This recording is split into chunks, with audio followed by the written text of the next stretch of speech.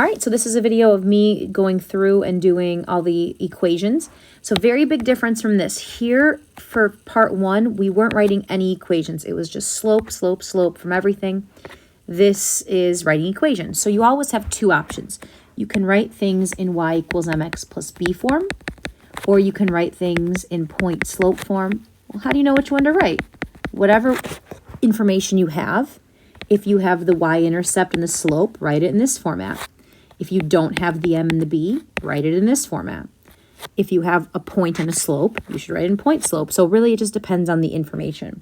So for me, b is the y-intercept. So if I can identify the y-intercept pretty easily from the graph, I'm going to choose this format.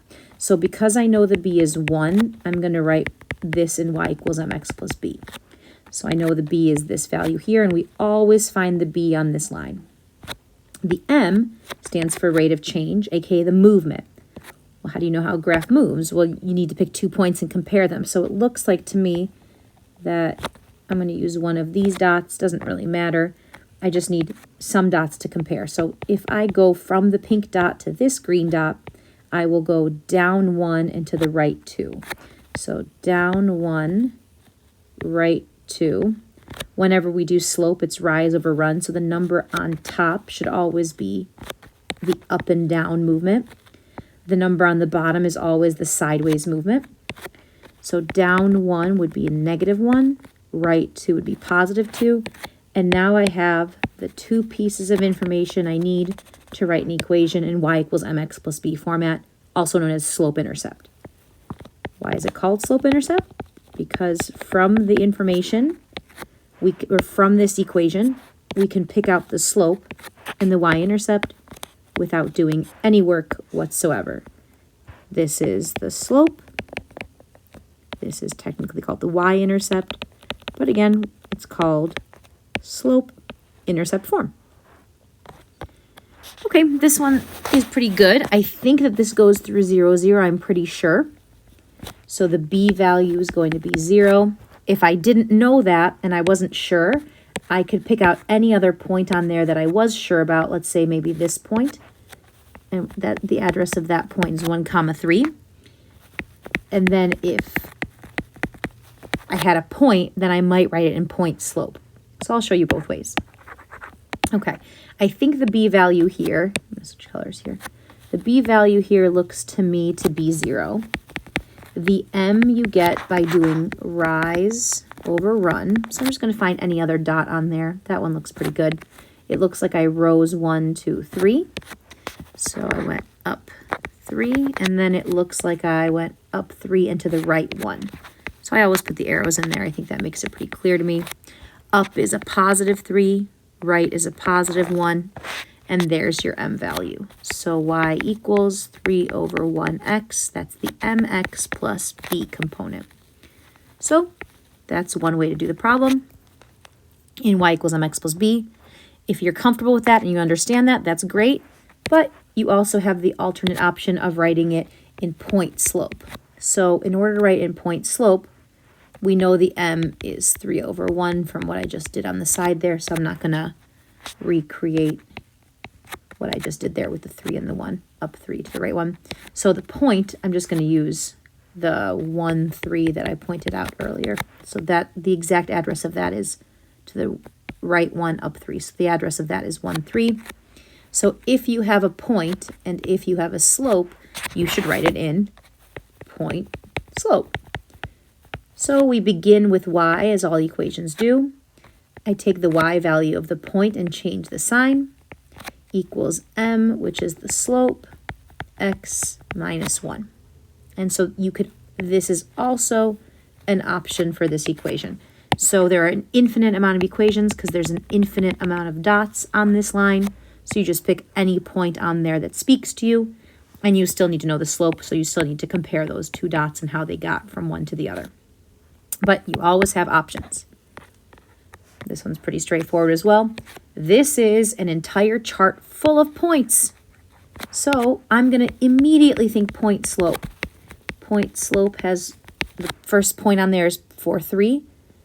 Could you pick 8, 9, 6, 6, 10, 12? Sure, you could extend the pattern. You could make this go up forever and pick any of these numbers. It's absolutely fine. So if we need to write something in point slope form, we need a point and we need a slope. We have a point, now we need a slope. So how do you find slope? Figure out the growth here. This increased by 3. This increased by 2. And again, as we compare slope, it's change of the y, change in x's. So the slope is how the y's grow, up by 3, compared to how the x's grow, up by 2. And now again, I'll write it in point slope. Y goes with the y value, change the sign.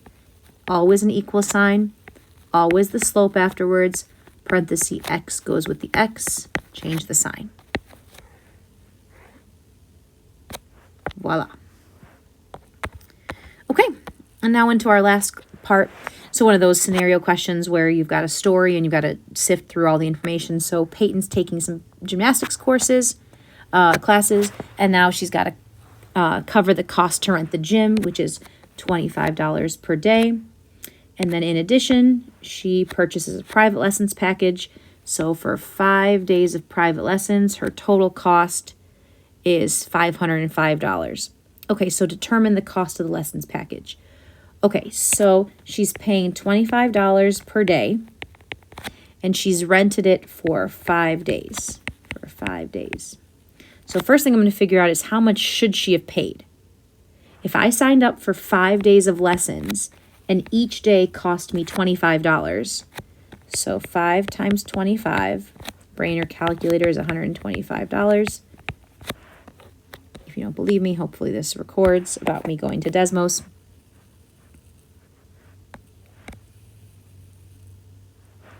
See, 5 times 25. I wonder if it'll record my split screen. It probably will because it's recording the screen. See, $125. So for 5 days, I should have paid $125, or she should have paid $125, but she didn't. She paid $505. That's a lot more money. Why is there such a big difference? That must have been the lessons package. All right, so I'm going to just subtract those two numbers together. Brain calculator, 505 minus 125 is 380.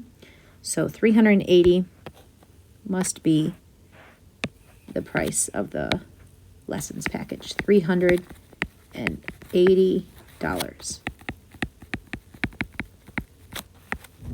Okay, it's my garage opening. I wonder if my kids are here. Okay, good luck with this video going quick. All right, write an equation to represent the relationship between the number of days of private lessons and the total cost. All right, so y equals, we've got the registration package that we have to pay, and then we pay $25 per day. We add those fees together. It doesn't make sense in that equation on its own. We need to have a variable x, which represent the number of private lessons, and so 380 is a one-time fee that you sign up. It's $25 per day. So this is the thing that's changing because it could be $25, it could be $50, it could be $75, depending on how many days I'm renting for. So there's my equation. And then I'm going to use that equation for 14 private lessons. So y equals 380 plus 25x. So all I'm going to do is substitute 14 for x, because that's what my lessons are. And then I'll just substitute the whole thing into Desmos. Keep it nice and simple. 25 times 14, which is 350. And then 380. So 350 plus 380 is $730. Dang, gymnastics ain't cheap. Okay, hopefully this video helps, and good luck.